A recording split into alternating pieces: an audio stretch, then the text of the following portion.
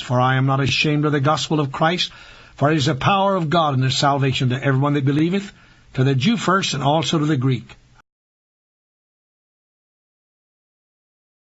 I'm Don Smith with the Radio Bible Hour, and a friend of mine is here with us in the studio today. This is Dr. Randy Mullins.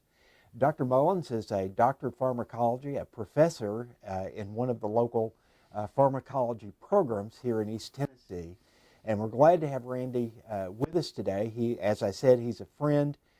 Randy is a dedicated Christian, and he has been on mission trips with me in Russia. For example, we've been friends for many years, and with the outbreak of the Ebola virus in the countries of Western Africa, and the risk that poses to Central America, and especially to Hispaniola, the Dominican Republic, and Haiti, we wanted to make a brief video about the Ebola epidemic in Western Africa, talk about what the disease is, what are its symptoms, how it's spread, and what we can do to prevent the spread of the disease should an outbreak occur. And Randy, we're really glad that you're here today to talk about these issues and to maybe put them in perspective as well. There's a lot of fear about the Ebola virus and what it can do, and so want you to talk to us a little bit about what it is and just share with us your thoughts about it at this time. Sure. Glad to be here. Thank you for inviting me. Ebola virus actually started, the first we could isolate was probably in the 1970s in Africa, as you mentioned, in the Congo. And actually Ebola is named after a river, was in the country of Zaire, which is now the Republic of Congo. And that's where the name comes from. It's named after the river there, which in Spanish, I know Ebola has a different meaning, and that might be important for them to know also. But the word comes from the river. It is one of the viruses. It can be extremely dangerous. It's what we call a hemorrhagic virus, and there's about 3 different ones of those types, which we won't talk about today, but mostly specifically the Ebola virus. Hemorrhagic. Hemorrhagic meaning it affects the immune system, it affects the blood system, and ultimately leads to some of the symptomology. Okay, we get the word hemorrhage. Hemorrhage, right. From that as well. Okay. Exactly, okay. Exactly. But that's where it originally came from, and of course most recently they've had several outbreaks of that over the last few decades since the 70s. Most of those have been contained. The current outbreak has become fairly significant and is not currently contained, which is one of the reasons we're talking about it now. Mostly isolated in about 3 or 4 countries in Africa. Most recently it was detected in the country of Mali. But for right now, that is where it is. But there is a good chance that could spread to other places as people travel and go to different locations. But that's mostly where it is currently. Okay. But that's kind of, the virus itself, much like other viruses, it will affect the body's immune system. This one in particular actually uses the body's own system that we use to fight off things with, and actually turns that against the body. So it suppresses the body's immune system and actually turns those signals off. And so a lot of times it's these secondary things, not the virus itself, that causes people complications sometimes in the short term. Mm-hmm. And so because of how it works, very similar, in some ways it's similar to HIV in those respects. Okay. So, or AIDS. Now, Haiti recently experienced a cholera outbreak, and cholera is not a virus, as I understand. Right. It's a bacterial infection. Right. And can you tell us just real simply, what's the difference between a virus and a bacteria? Well, bacteria is mostly in the shape of and how it works and how it functions and how it replicates. But a virus can survive not for long outside the body, whereas bacteria, on the other hand, can survive for long periods of time. And that has to do with the way the actual wall of the bacteria is made versus how the wall of the virus is made.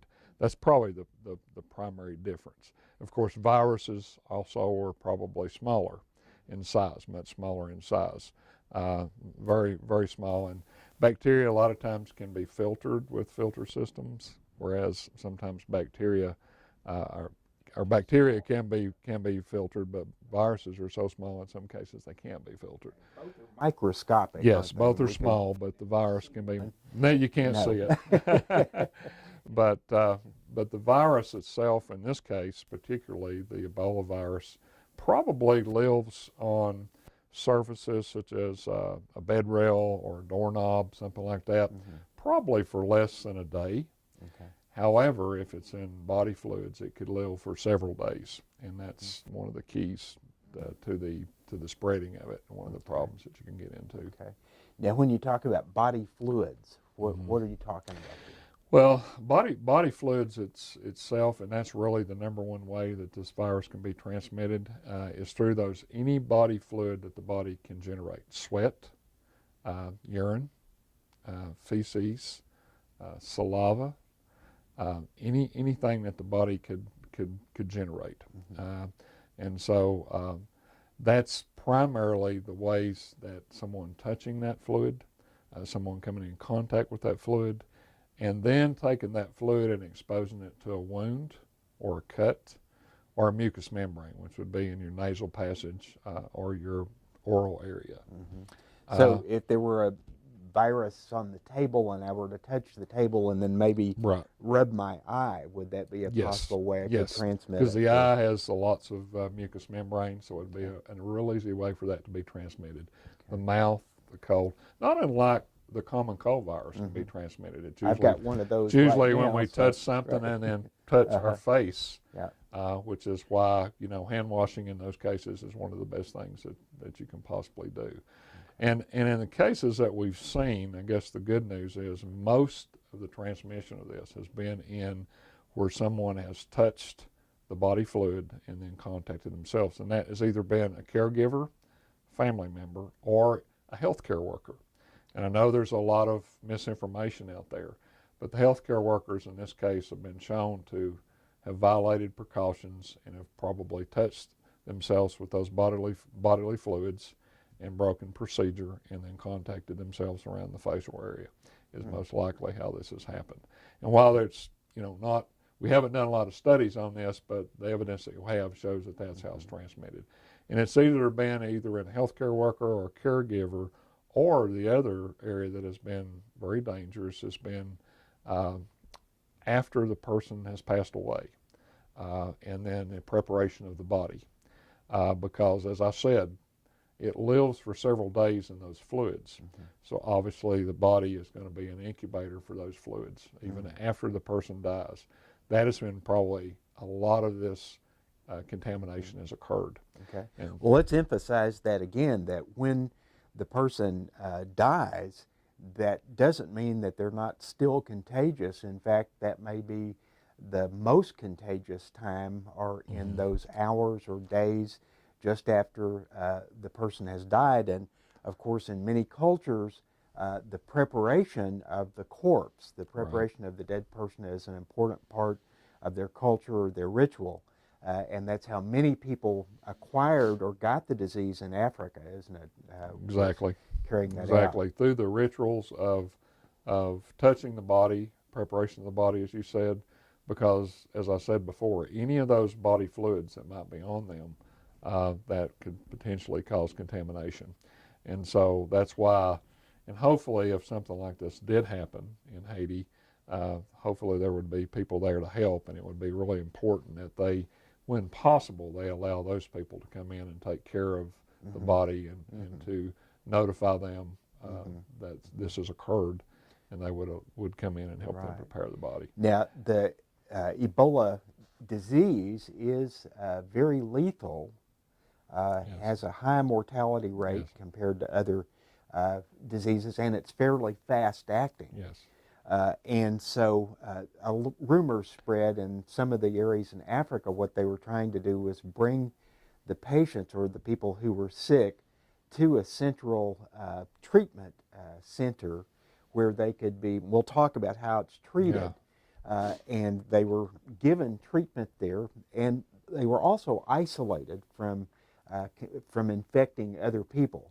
But the rumor spread, because many people did die, even if they went to the treatment center, that somehow the treatment centers were responsible for killing the patients. And so it's important that people understand why the treatment centers are set up, what they're for, and maybe you can say a little bit about that. Yeah, I think there was a lot of rumors. Number one, that as you said, that the people at the centers themselves were causing the death. There was rumors that even other cultures had brought this in upon the African nations and that they were imposing this upon them. And then there was a fear that there was by the own people, the population, that if they found out if someone had this, they would not only try to isolate them, in some cases they tried to pursue that individual and harm them, which does two things. That could put them in contact with the virus, and obviously that's not the way you should approach things. But even in our best cases, with our treatment now, our treatments are getting better. Obviously with the crisis, we're learning more medically, but getting them to a center that's going to try to assist them. But without any kind of treatment, 70 to 90% of the people will probably die from Ebola virus, and that can vary with the individuals, because not enough studies out there to say who might have some immunity already or some partial immunity, but it does have a high, it's very lethal, can be very lethal. Okay. On the good side of that, though, if they get some treatment, even with just hydration of fluids, then that can drop to 40% and more. And with other supportive care along with that, those percentages can go way down. So even without treatments that are being talked about right now, like a vaccine, any kind of antiviral treatment that's probably on the horizon, maybe in the next year or so, with getting proper treatment, they can lower those percentages and chance of survival lower the chance of dying way down and increase their chance of survival greatly by just getting proper treatment. Okay. Now in Haiti and the Dominican Republic, there are some other diseases like malaria, which are prevalent in the area, and they may look similar, Very similar at first, don't they? Good point. And let me go back to, I think we might have jumped over the symptoms, or I briefly touched on it, but that's very true. Early on for Haitians, this disease may present itself, at least initially, like malaria would, or other types of fevers, such as cholera, because you have a headache, you could have fever. Those are probably the two, as I said earlier, that show up first. Then that could progress to muscle aches, muscle pains, upset stomach, or severe stomach cramping, and then later on with the bruising or unusual bleeding. But the fever and headache are probably going to show up first, but those show up in flus and colds and malaria and cholera and all these other diseases too. So it's important, probably, if you suspect that something's going on, that you feel bad, that you, if it's available, that you try to get somewhere where they can distinguish if in fact that is something other than malaria or something, if it is Ebola. So it would be really important to get checked. And they may have to check you, at least with our current detection systems, they may have to check you for a couple of days until they would be able to distinguish between the two diseases. Okay. So you might be such that your fever would be having to be, temperature would be taken a couple times a day for a period of time until they could distinguish the differences. And also, too, it's important, I think, to note a couple of things about transmission is that symptoms will usually show up, or you'll become, after exposure, anywhere from 2 to as long as 21 days. And these are from worldwide epidemics that have occurred. This is the data that we have. So the short term, about 2 days to as long as 21 days, which is why, if you have been around someone or suspected someone, or if they've truly identified this as being Ebola, and you were a family member or something, that there may have to be a period of isolation so that they could watch you and make sure you were okay for up to 21 days. And those are the current recommendations. The good news on that, though, is that, and this was one of those things that becomes very fearful, I think, is that without symptoms, if someone is not symptomatic, then there is zero chance that that person can transmit Ebola. So that's the good news. So to put down fears, if the person does not have a fever, they're not showing any signs of it, then obviously it's not hidden. So you will only transmit once these symptoms appear. There's actually even some evidence that you won't be able to transmit this even for some period of time after that. Unlike HIV, for example, where a person can be totally asymptomatic and yet contagious. Right. And so with Ebola, you're not contagious until symptoms appear. Until symptoms appear. And I think that's, if there is a saving grace in all of that, that's probably it. And that's why it's so important once you start having those type of symptoms, the headache and the fever initially. Those will probably be the ones, in most all cases, that'll show up first to try to identify which one it is. Okay. So, and certainly if those persist, then you need to go on. Right. Okay. Well, good. And then what would be if a person went to a treatment center, what would happen to them there? Well, probably the first thing they're going to do is they'll probably be wearing protective clothing in order to protect themselves. These are normal precautions so that people should not be alarmed. And then they will be, the patient will be isolated from everyone else. Anybody that enters the room around them will have on some sort of protective clothing, such as a gown, an apron, rubber gloves, a mask, pretty much completely covered. And so when they are around them or touch them, they will see this. And so at that point, anybody that approaches them would have to wear that type of material. And so that they will probably be getting symptomatic treatment, specifically the hydration that I mentioned, possibly things to control the fever. Really just at this point, since we don't have any current therapies that are some being tested, that it'll just be support treatment. So trying to keep you hydrated, trying to keep your fever down, trying to control some of those symptoms that will be showing up. So. Yes, it's like cholera.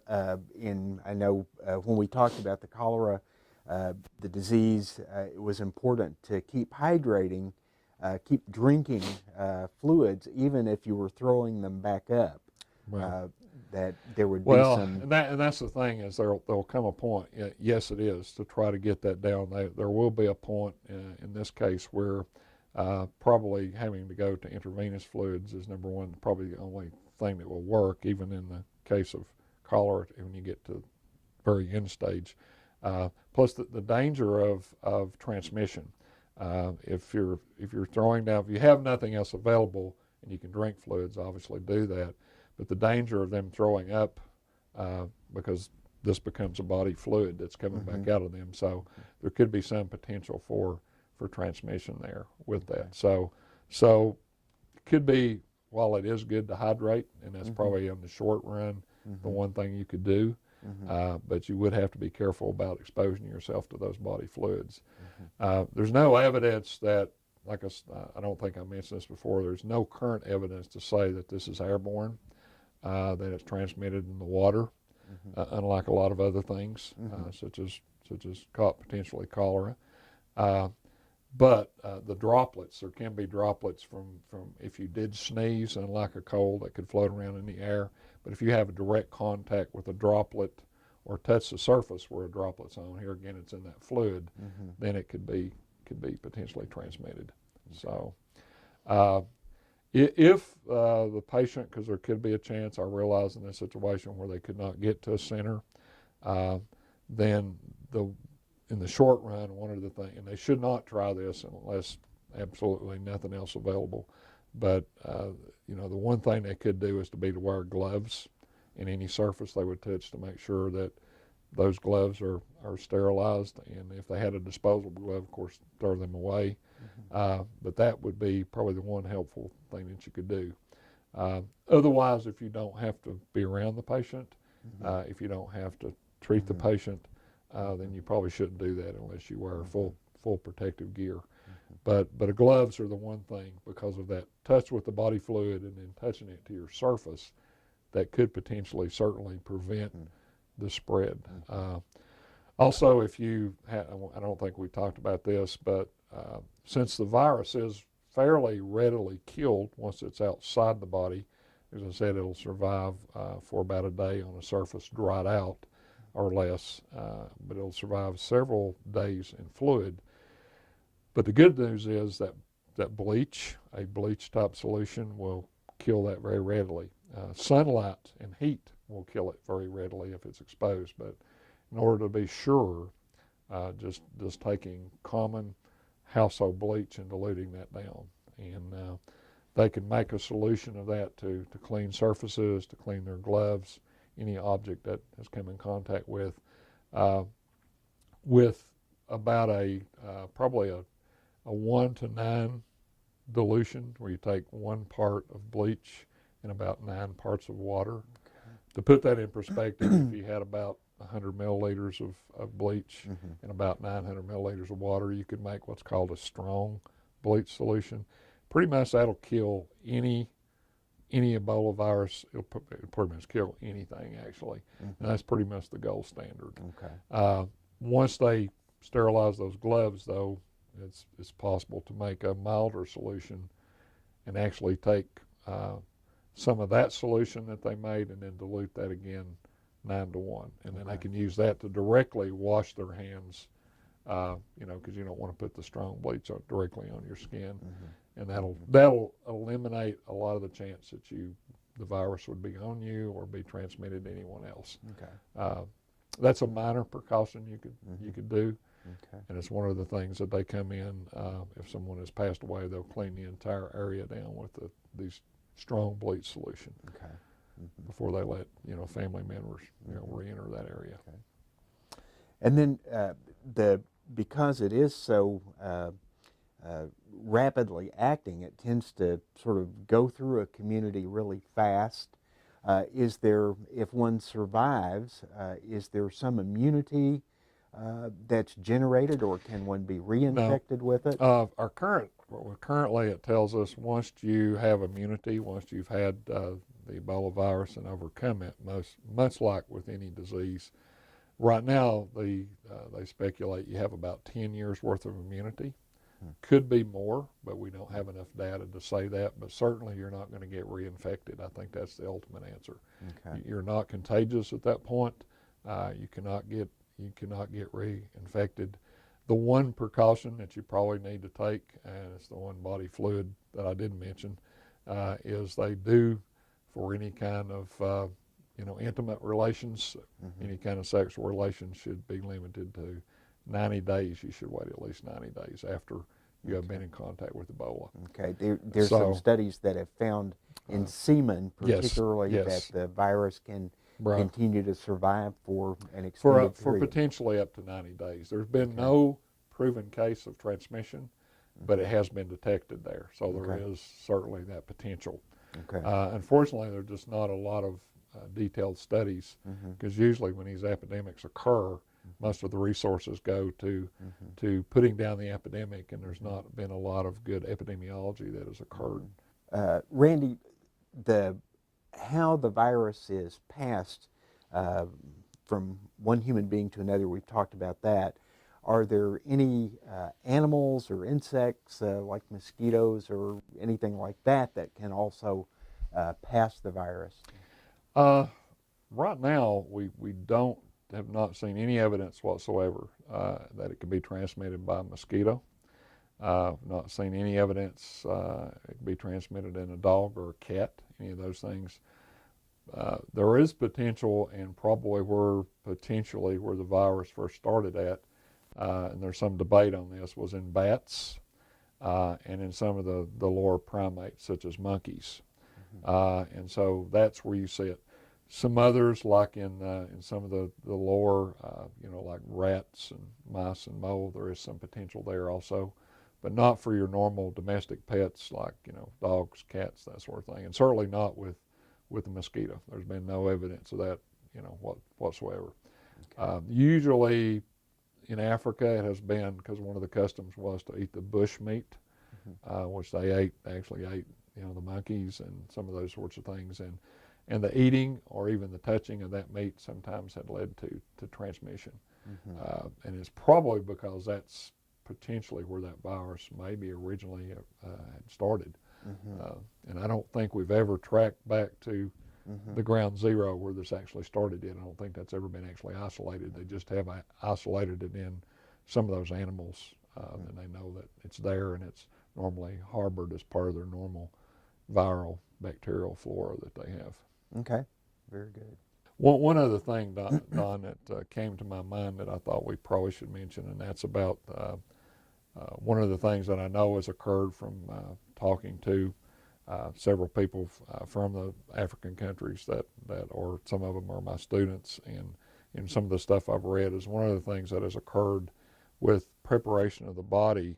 That was one issue that we talked about a minute ago, but the other is, and this is a tradition in all cultures, is usually they'll want to leave an heirloom of that family member to another family member. Maybe it's a picture, maybe it's their favorite plate, their favorite cup. And in this case, one of the precautions you want to take, first of all, they discourage that. But if you have to, then those things absolutely would have to be sterilized. One of the things they potentially found could have been leading to the transmission was those inanimate objects that in the short run were recontacted by someone else. And they have found there's potential there for that. And it is culturally, in all cultures, you know, people want to leave something of that family member as a keepsake. So if it were something, especially that it had touched a body fluid or that person had been in contact with, then they would have to make sure they sterilized that with that strong bleach solution that I mentioned for a period of time. And so, you know, that's something that is something that has happened, and you know, and even though here again we limited information, but even the bedding and the sheets, even though it might be painful if that's the only ones that you have, the current recommendations are that those be taken out of the home and actually destroyed, literally, you know, burned. And so, not because there have been at least one case, or possibly two cases where someone slept in a bed where an Ebola patient was and had no direct contact with them initially, but contacted it potentially from the blankets that that person had been using. So, you know, here it's a limited potential, but the potential is still there. Now, this is very difficult to think about or discuss. We have traditions of dealing with our deceased family members or loved ones, and that may involve preparing the bodies in some way. In many cultures, they wash the body, they prepare it for burial. They may hug or embrace the body or kiss them, or and then carry the body out and bury them. And in this disease, at least, that can be very dangerous, can it? Extremely dangerous, as we said a minute ago, because the body itself is a harbor for all the Ebola virus. And like I say, it's still, the body fluids are still there. The body harbors that for several days and could potentially be could be used to transmit it. And so you do not want to directly touch that person. Well, one of the things that we know as Christians is that our deceased, whatever we do after they're gone, is not going to affect their immortal status. They're going to, if they know Jesus Christ, when they die, they go to be with Him. The soul leaves that body, and the body is not really important for their salvation or for their well-being after death. And so as Christians, we can adapt in these situations. We might have to cremate a loved one, for example, which we might be uncomfortable about that, but it gives us reassurance to know that if, in order to save other people or to protect the lives of ourselves or others, we have to cremate a loved one, that may be hard to do, but we know that from the point of view of our faith, that's okay to do that in this circumstance. In fact, it's the right thing to do to prevent other people from being damaged or injured or perhaps killed by the disease. Yeah. Cremation could potentially be required. I mean, depending on the resources available, certainly the CDC has some protocols. The World Health Organization has some protocols where that might not have to happen, but that person has to be in a body bag, and the people handling it have protected clothing, and all those kinds of things. So it has to be a proper procedure for that to be done. And when available, those are the people that should be contacted to come in and get the body. If that's not available, you need to be very cautious about touching or handling that body until that is available. Okay. They say, and they being the CDC, that you should stay back at least 3 feet. Is not getting any closer than 3 feet. Of course, I know people would want to come in and see their loved one, but at least a 3 foot range or more. Okay. Well, I appreciate your taking the time, Randy, to come and share this information, and hopefully there will not be an outbreak of Ebola in the Western Hemisphere, and that we will not have to deal with this in the Dominican or in Haiti or in other Central American or South American countries, or in our own country for that matter. But if we do, it's important to understand what we're dealing with, understand what the risks are, and what we can do from our own side to minimize the impact of the disease. I agree. And the good news, and we didn't talk, I'll say briefly, we don't know the time frames, but there are some things on the horizon with potentially good things coming. We have some vaccines currently being tested in Africa. We have some quick screens where someone could be quickly screened, almost like you would screen your blood sugar to test if you had high blood sugar or not.